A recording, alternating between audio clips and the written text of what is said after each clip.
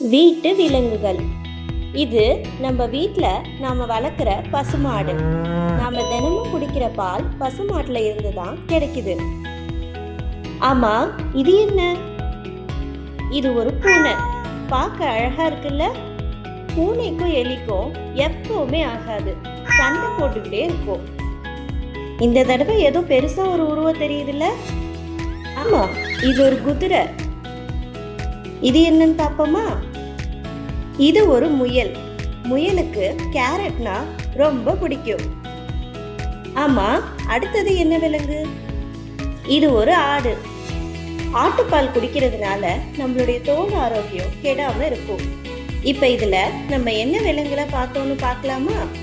பசு, பூனை, குதிரை, முயல், ஆடு.